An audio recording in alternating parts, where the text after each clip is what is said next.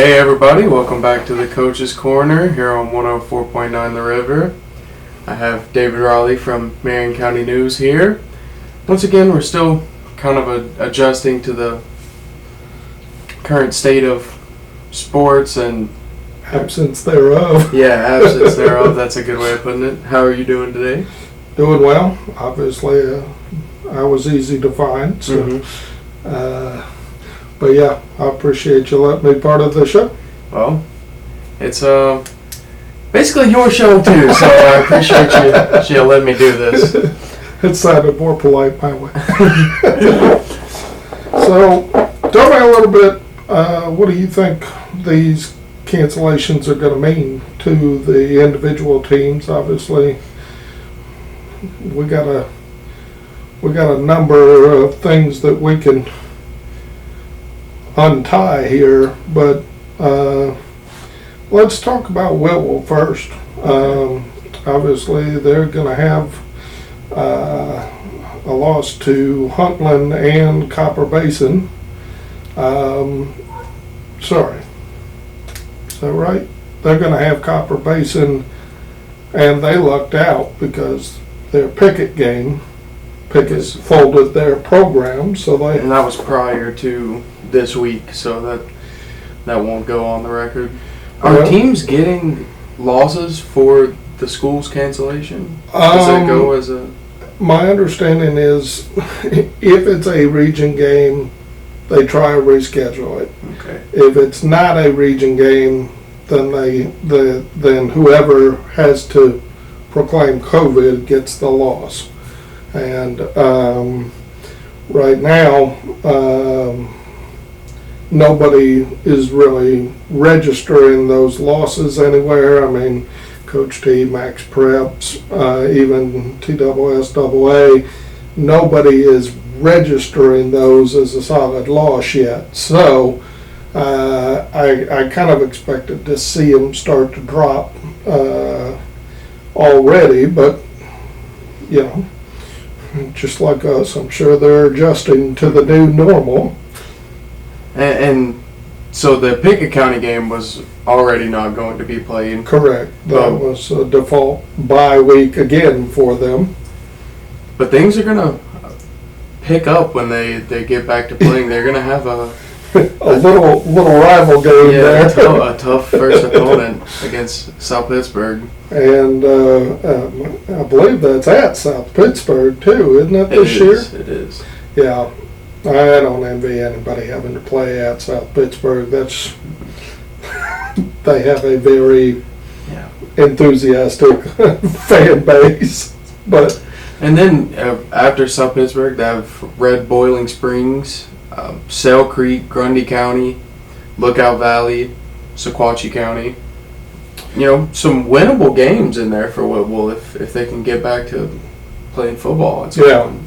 Well, I think that's one of the hardest challenges is once you haven't had a game to get ready for, even if you're in, you know, small prep or individual prep, not having the ball game to kind of get you hyped up for, you know, you're going into 3 weeks of no competition to speak of. And though that's a tough mental block to get past. And so it'll be interesting to see. Obviously, Rocky Stevenson is a plenty excitable guy. He can motivate the troops, but, you know, this is, you know, his first head coach year, and he has to put up with COVID, and, you know, the hits just keep coming. And, you know, I don't know of any injuries on the team. So, like you said, there's some winnable games in there, but there's some they're going to earn their stripes on, unfortunately.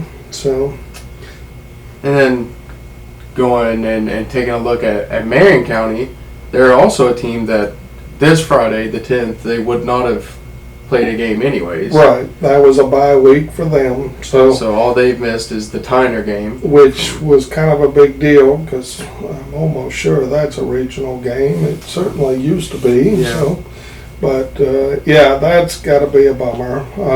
I haven't heard any. I haven't heard anything about them rescheduling that game, so I'm assuming that goes in the L column for them.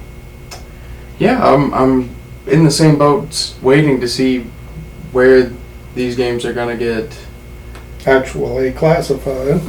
Because the last I saw,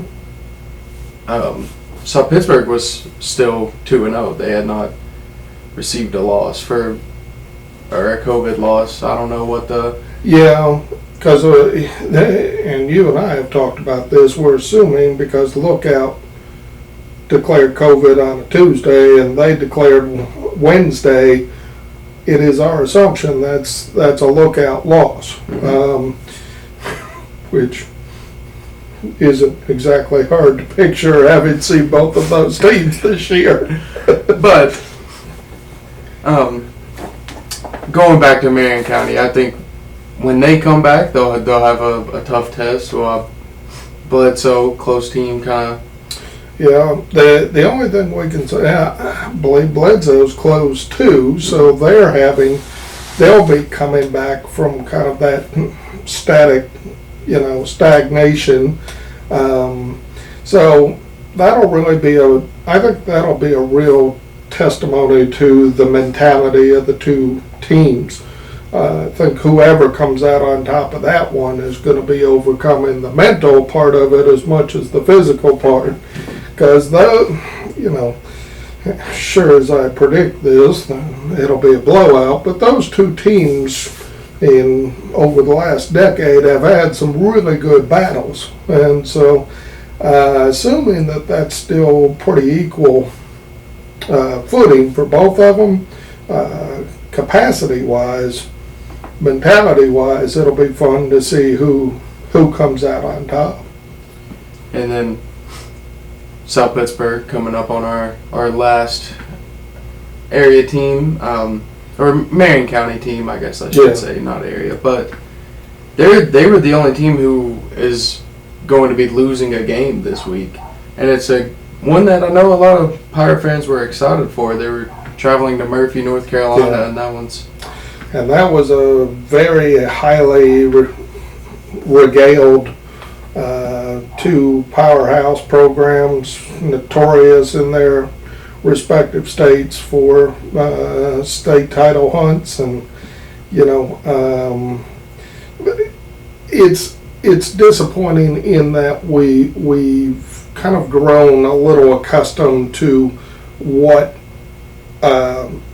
South Pittsburgh is going to face, and so during the regular season they weren't really getting huge pushback, from a high capacity team, with rare exception. I'm not saying they just stomped everybody, but that was going to be a really exciting test. See where they lie in the grand scheme of things. Murphy's no joke. Like 9 titles in, is it 15 years? Something like that. I know they've won a lot of them. So yeah, and so that a little disappointed that we won't be able to see that match up. I think it also, and I don't think there's any imagination to it. Chris Jones mentioned on your show previously, we've got to play higher caliber teams so we don't get caught flat-footed in the postseason, assuming we get there. And this definitely would have done that. So, but like we said, though, when we hopefully can get back to playing some football on the 17th, they'll be at home against Whipple. That should be a nice reacclimation for them. Gotta play somebody on Saturdays. Anything can happen. Well, I feel bad for Whitwell a little bit because South Bend be ready to play football by then, and at home again. Fans are going to be ready to see them play football. The only ones more eager for them to be on the field than them is the fans. And before we take a break here, I do want to give some recognition to our friends across the state line there. North Jackson, they're going to be the only area team playing football Friday, I guess. Yeah. They're going to play DAR. Okay, So- yeah. Well, that, and they played them fairly regularly, and I still haven't been able to watch a lot of tape from them, and so figuring Hollis is the new head coach, just trying to figure out his philosophy is still not something that I prioritized, but you hate to root against kids, Yeah. so I do. I hope all of our teams do well, and even if they lose, if they leave it all out on the field, then you can go home feeling good about it. So, Well, if you're just itching to watch some Friday night football, that may be the only place you can go. Go scratch that itch is at North Jackson High School. But go support the Chiefs. Go. yeah, come back, tell us about it. Yeah. Well, we're going to take a quick break here, and when we get back, we'll talk a little bit more football. This is the Coach's Corner.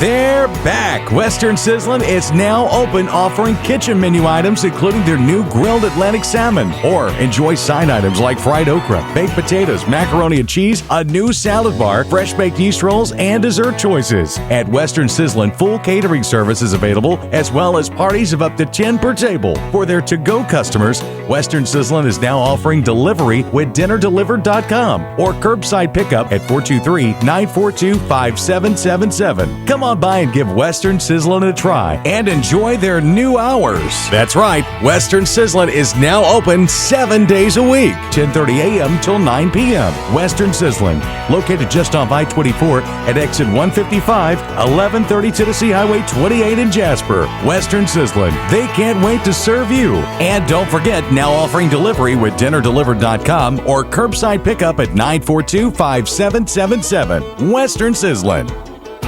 B&B Recycling is proud to support the Coach's Corner. Committed to providing honest and quality customer service under new ownership, Paul Blevins and crew are waiting to fulfill all your everyday and commercial scrap metal needs. For prices and hours, call 256-437-9999 or find B&B Recycling on Facebook. That's 256-437-9999 and ask about free container services for commercial accounts. Back to the show. Well, welcome back to the Coach's Corner, and you all know Montana Finley. I am David Riley, and we want to be sure that you all know in the September 7th edition of your paper, you will find our 2021 football preview. And one thing that we do a little different than most of these previews, we just specify on our 4 teams here local, and we feature all of the individual students, we break out the seniors, we feature the cheerleaders of all these teams, the band members. So this it's called the football preview just because, well, football sells, and calling it anything else might bring us a little shortcoming. But that, like I said, that's on news. That's inside the newspaper now, and just as a personal pet peeve, it's 75 cents. Don't go grab it out of the paper and not pay for it, because, well, as you might imagine, that is not a free product for us. But if you've got a band member or a cheerleader or even a coach, be sure and pick those up. And we've got some for free. That's another advantage that you won't get from anybody else's preview. Is we do that to kind of celebrate our teams and our band. Like I said, they're all on the stands now. Mercifully, even with the holiday this week, we did get them distributed to the retail joints. So, and that's one thing I appreciate. Not even as a salesman of our magazine, Is is the inclusion of the band and the cheerleaders. They add so much to the environment of a Friday night football game. If they weren't there, you would miss them. Sure. You know. Yeah. So it's nice to see them. If you have a band member in your family. Well, if you've ever watched the cheerleaders do the run out and do the backflips and all that, anybody that tells you they're not an athlete, you need to check your definition out. I feel like I got to go to the chiropractor just watching them. So, but yeah, and that's something we've done for years, and then just in the last 3 years, we've done the glossy and tried to really dress it up for the student athletes, especially the seniors, so they'd have something, a real nice keepsake, kind of look at who they played for and who they played against in some of these teams. And so, like I said, that is available on newsstands now, and we appreciate all the schools that have helped us. You know, those pictures are done in different times, and so we're really working with those schools as we go. And so, yeah, sometimes it comes out later than we'd like, but we don't want to exclude anybody. So we're proud of it. We're proud of what Christy did with it. She did a tremendous job on the layout on this. I could say that I had a lot to do with it, but I mostly looked at it and said, that looks really good. So, but yeah, and then once we have football again, we are trying to put those in the paper in the same week. Last year with COVID, I decided to run a week behind just because frankly, it did cost money to delay printing till Friday night, Saturday morning. And so we're doing that again this year, we're doing it the same night. Montana and I work very late Friday night, Saturday morning, trying to get all the stats and the articles and the pictures together. So to keep those current, that is our intention. We're trying to stay fluid with another spike in COVID, but be patient with us. We're just like you. We're finding our way around in this new normal. So, and I will say it's been a week. This will be 2 weeks that we probably won't be in here until very late on Friday nights. That's true. That's true. I already miss it. It was fun going to the game, and coming back and staying here until 1, 2 in the morning. It was.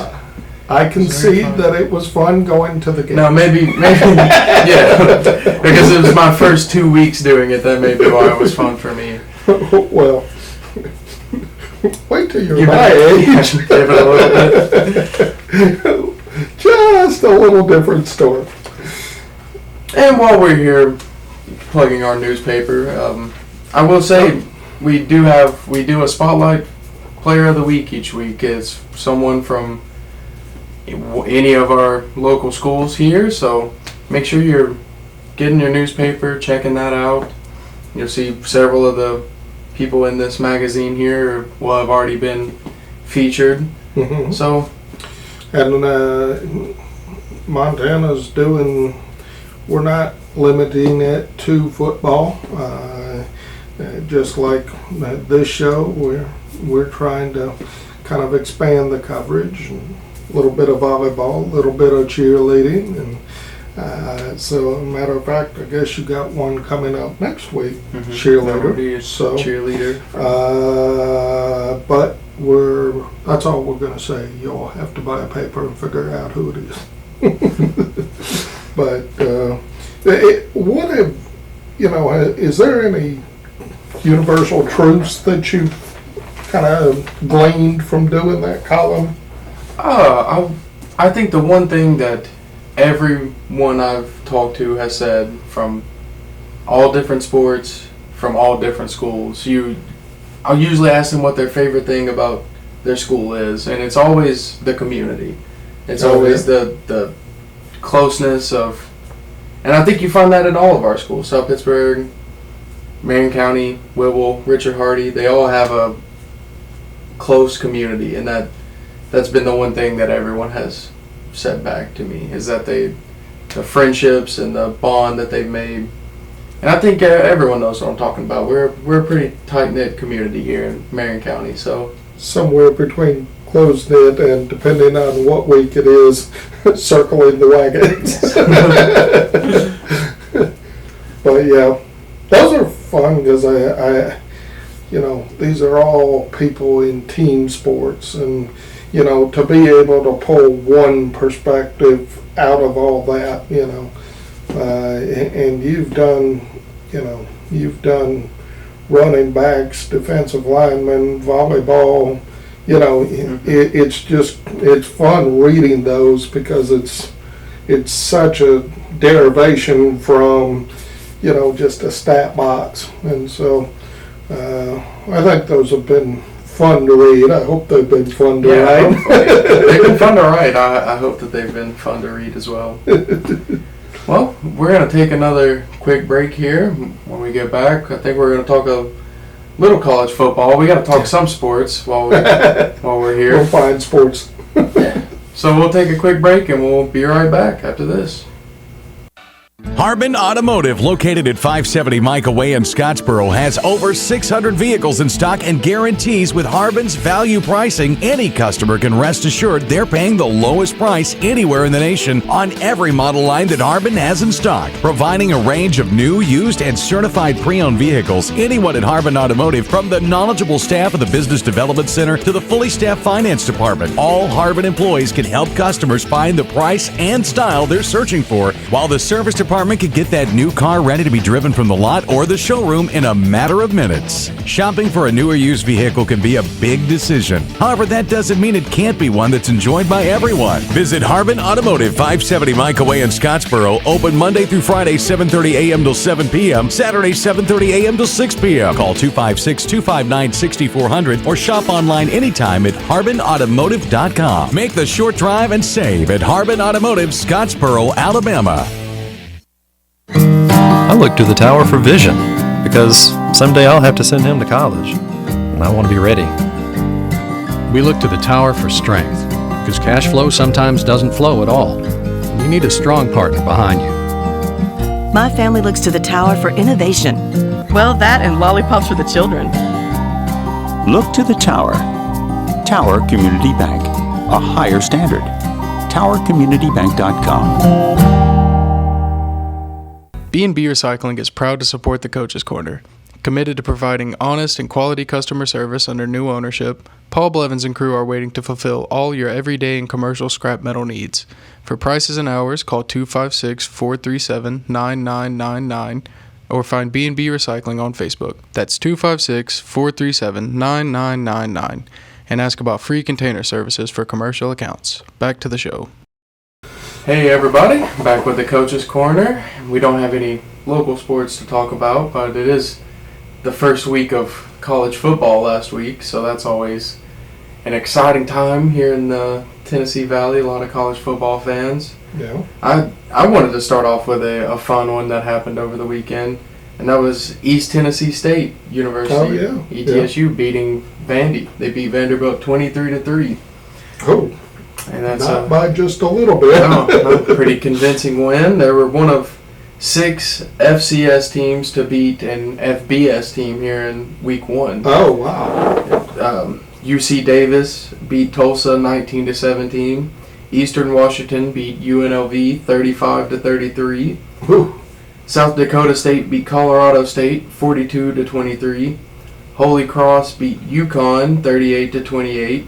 Montana beat the number 20 team in the nation, Washington, 13-7. Oh, wow. And ETSU beat Vanderbilt 23-3. So it was a good weekend for the the little guys, I guess. Well, kudos to the Buccaneers, and I think they have a Marion County player. Marion County alum, Jacob Sailors. He touched the ball a few times. He had 11 rushes on the game. Never broke one open, but positive yards every time. So that's always good. Sometimes 2 yards is a mile when you need them. And playing an FBS team, an SEC team, to go in there and get a win, it's a landmark victory for the program, I would say. I would too. Congratulations to the Bucks. And long as we're talking about little guys doing well, I'll just tell you, I was watching the Tulane Oklahoma game, and Oklahoma number 2 in the nation, Tulane unranked, and Tulane's quarterback, Michael Pratt, I'm just going to tell you, he gets the little guy award from me. He, for 2.5 quarters, he got the snot beat out of him. Oklahoma just could get through the line or around the line, and I mean, not just pushed him over, I mean, he got hit. Yeah. And he would just he'd get his helmet knocked off, nose bloodied, gash over his eye, go to the sideline, come back in the next play, and I mean, and they did. I mean, they came back. They were 17 at least points down, and they ended up coming back.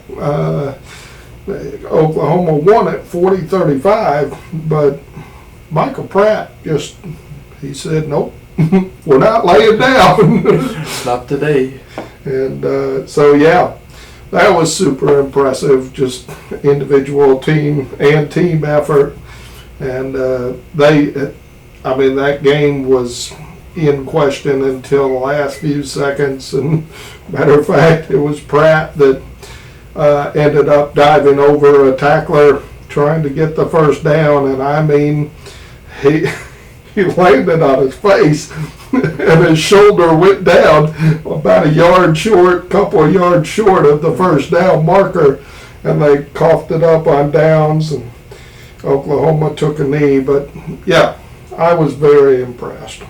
I know Vols fans were happy after Saturday, 38-6. I guess they did that Thursday. Thursday. Yeah. Thursday, that's right. And I'm not used to college football games being played on any other day than Saturday. And this year, it seemed like there was one. I mean, they had one Thursday, of course, Saturday. I thought they had a Sunday night game, and I even thought they had one that got played on Monday. They did? And I was like, that ain't college football. Yeah, it's doesn't supposed to be Saturdays. Yeah. Saturdays at noon. That isn't college football. This is what we do instead of mowing the grass. Yeah. The grass is never going to get mowed if you have college football every day. I'm not forgetting to mow my grass. I am harvesting hay for the winter. There you go. That's what I'm trying to sell to my wife. She's not biting. But I mean, Vols picked up a win. Bama picked up a convincing win over Miami. That one was never really close. And I watched a good chunk of that. Of course, they got a new starting quarterback, and Young got in there. I kept waiting for the butterflies to set in, and he just looked like he belonged there. Every series he'd come in, and obviously Alabama has good O-line, and he had plenty of time, but there were a couple of times he had a collapsing pocket he had to scramble out of, and had a good mindset about it, and when to go out of bounds and when to run the clock, and just a lot of those things that you kind of expect out of veterans, but you may not necessarily expect out of a brand new quarterback. So, but yeah, sadly, Miami did not look like a top 25 team against Alabama.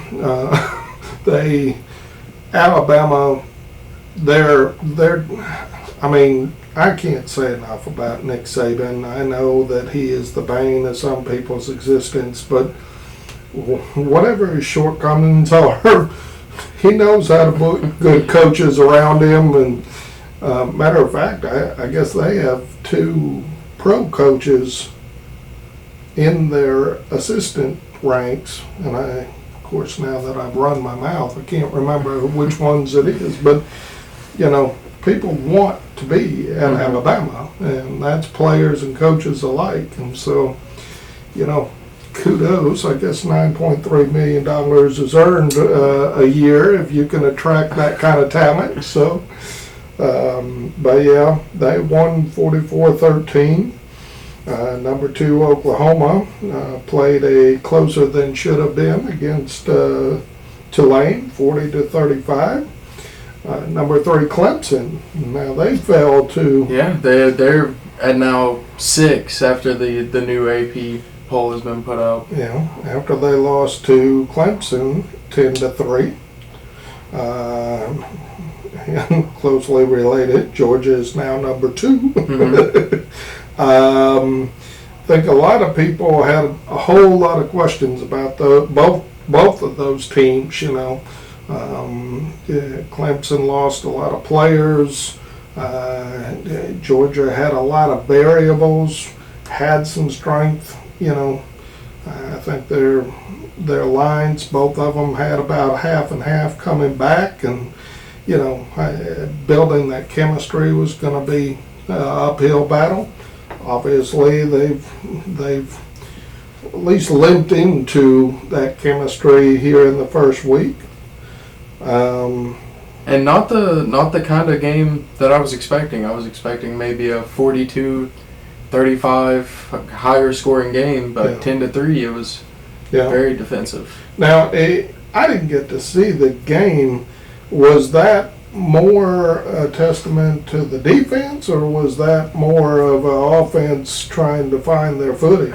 I would give the credit to the defense on both sides. Maybe Georgia's more than Clemson. It looked like neither one of them were prepared to give up much to the other offense.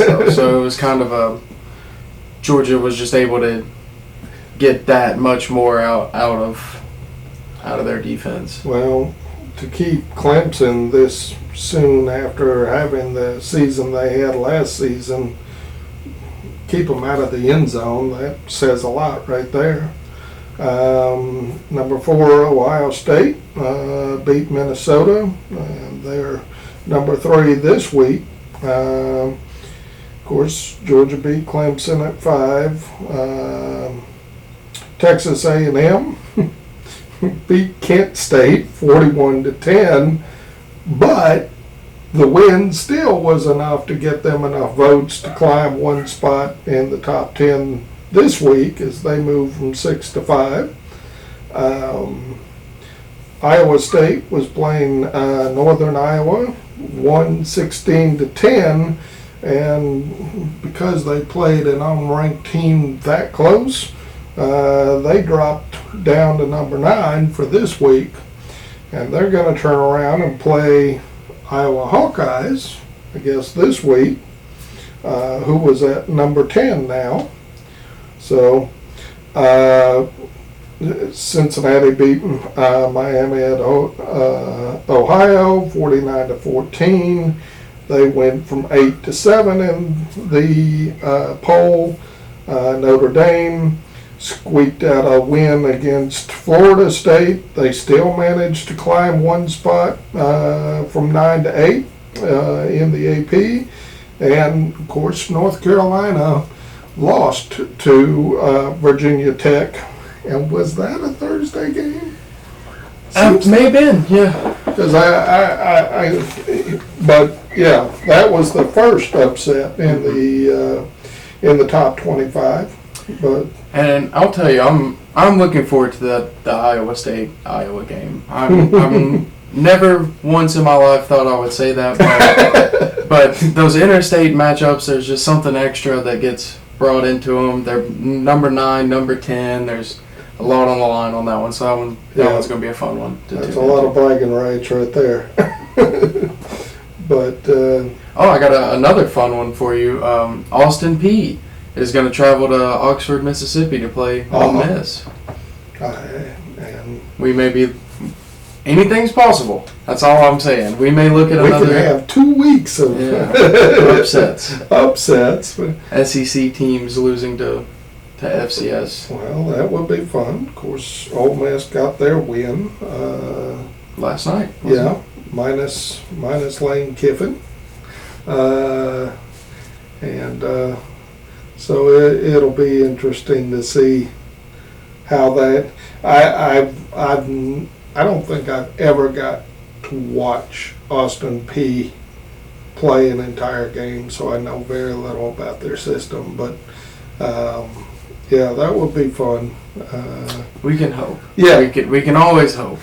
Because I promise you, whether there's high school sports or not, we will talk about that if Austin Peay picks up the win. Well, hopefully we can get back to some high school sports just for everyone's sake here in the community. I know a lot of people are lost on Friday nights. They don't know what to do with themselves, myself included. So hopefully you guys are enjoying this. We appreciate you staying with us, even though it's a little bit different not having football going on, not having a coach coming in to preview the next matchup, because there is no next there is no next matchup. But you can find us on Facebook, find us on YouTube at Coach's Corner -TN, and then where you can find all the back catalog episodes. And hopefully that'll be enough to hold you over until we can get another coach in here. And we are working on the website, so hopefully we'll be able. It's live now, but we really haven't done what we wanted to with it yet. But coachescornertn.com, it is out there. Just be patient with us. This is kind of our pet project, and we have a paying gig we need to prioritize. So, but we've got links there to all of his shows too. So, yeah, hope you're enjoying it. If you like watching and listening on the River 104.9, there are replays at 5:30 on Thursdays and 5:30 on Fridays now. Yep.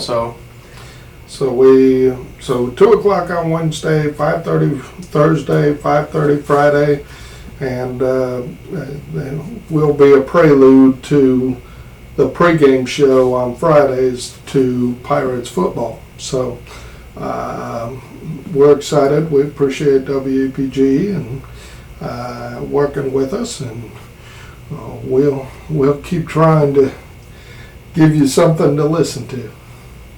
I appreciate you coming and talking some football with me today. And until next time, this has been the Coach's Corner.